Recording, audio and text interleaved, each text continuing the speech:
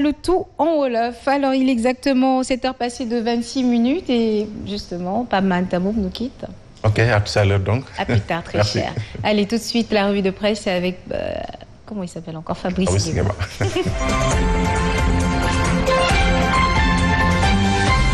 Sénégal, bonjour, Tcheina Wetan. En tout cas, Tribune quotidienne ce matin révèle récurrence. Récurrence des drames lors de tournois inutiles. Inutiles de football. En tout cas, morts et blessés graves dans de violentes bagarres à Rufisque. Encore, les Navetans, voilà ce qu'indique Tribune ce matin. Le journal du groupe des médias d'ajouter Rix entre supporters après un but marqué. Et ce que remarque le Tribune quotidien gravite autour de plusieurs faits dont des bousculades suivies de l'effondrement d'un mur. La demi-finale opposant Tchaolen à Gif a tourné au vinaigre au regard de ce que livre Tribune quotidien ce matin. Vox Populi toujours sur cette actualité d'indiquer drame au stade Galandou Diouf. Les Navetans à l'honneur à Rufisque. À Rufisque, il y a eu au moins un mort et plusieurs blessés dans des échauffourées, vandalisme et l'affaissement d'un mur de clôture refusé de clore le débat autour de la violence dans les Navetans. Voilà ce que fait Grand Place ce matin. À la une du quotidien, on peut lire Rufisque frôle le drame de Demba Diop. Aïe wai. Voilà ce qu'il a lieu de dire en lisant Grand Place ce matin. Le journal de renseigner un mort selon la police, plus de 10 décès selon des témoins. Quoi qu'il en soit, critique le journal ce matin, toujours au chapitre des échauffourées,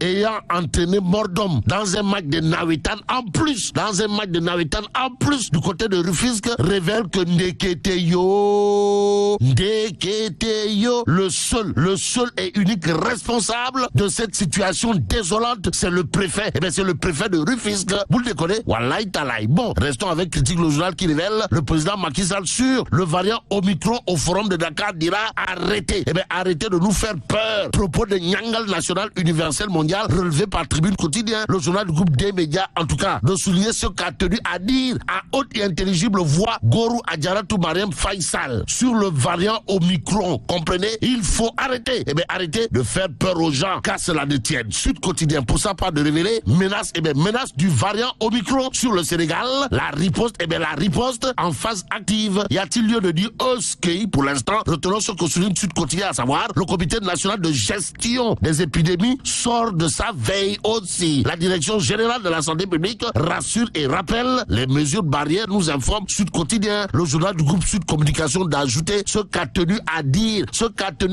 Nyangal National Universel Mondial au pays du Nord. En d'autres termes, Sud quotidien de nous informer que Macky Sall fait la leçon au pays du Nord. Et pour ne pas perdre le Nord, il suffit de lire Source A. Le journal parle de découverte, de découverte du variant Omicron au Sénégal, histoire d'indiquer guéri les cas importés renvoyés chez eux. En d'autres termes, les cas importés au variant Omicron détectés au Sénégal ont été renvoyés chez eux. Renseigne Source A. Le journal de noter la majeure partie des cas contacts sont des anesthésistes qui ont repris le travail après la semaine qui s'est tenue les 24 et 25 novembre dernier. Aux dernières nouvelles, Marie Khébes Ngom, directrice générale de la santé, le soutenir samedi, nous étions à 409 cas contacts par rapport au premier cas de l'INSF parce qu'ils étaient venus dans un séminaire. Que retenir d'autre des propos de Marie Khébes Ngom Ndiaye, sinon ce que souligne Source A, à savoir, nous avons aujourd'hui 200 qui ont répondu au questionnaire et nous continuons avec l'association qui a organisé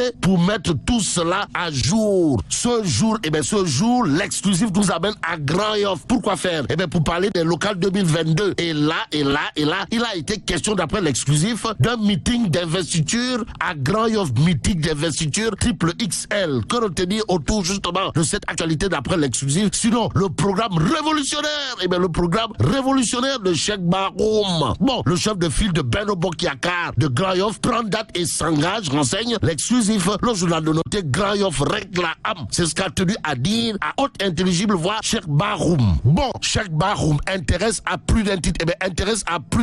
Tribune quotidien. Le journal parle justement de meeting de présentation de son programme, histoire de nous renseigner que Ndeketeyo, celui qui veut faire maire de Grand Yoff, la commune la plus sûre du Sénégal, c'est Cheikh Bahoum, et c'est Cheikh Bahoum semble indiquer Tribune Quotidien ce matin. Ce matin, le quotidien de révéler cadre de vie de Grand Yoff, le programme le double XL, pour ne pas dire triple XL et même 5XL de Cheikh Bahoum. Cependant, le journal du groupe Avenir Communication semble indiquer que Diouf Sarr, candidat à la mairie de Dakar, c'est ce qu'on appelle un mauvais, voire un très mauvais choix. Bon, le quotidien de révéler, passé, présent, Diouf Sarr à la mairie de Yoff, le programme oublié. De quoi s'agit-il encore?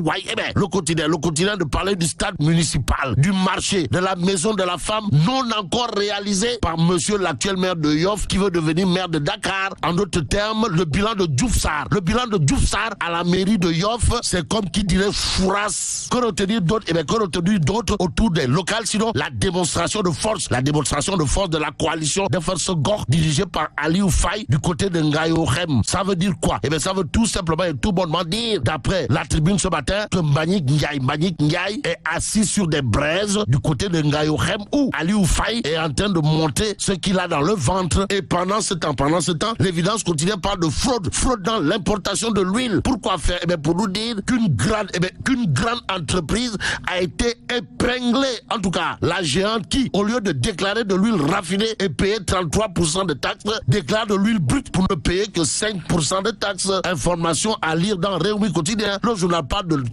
scandale dans l'importation de l'huile, histoire de révéler de l'huile raffinée déclarée en brut. En attendant, restons avec Réumi Quotidien qui indique train express régional, ça va rouler en 2022. En attendant de savoir si ce n'est pas un autre Narembaï prenant les enfants du bon Dieu pour des canards sauvages, passons à Enquête Quotidien. Le journal parle de djihadisme, insécurité dans le Sahel, histoire de livrer le NDEP de Dakar. Et pendant ce temps, Libération nous emmène encore à Post Finance. Pourquoi faire? Eh bien, pour révéler cette fois les 1,033 chèques de ton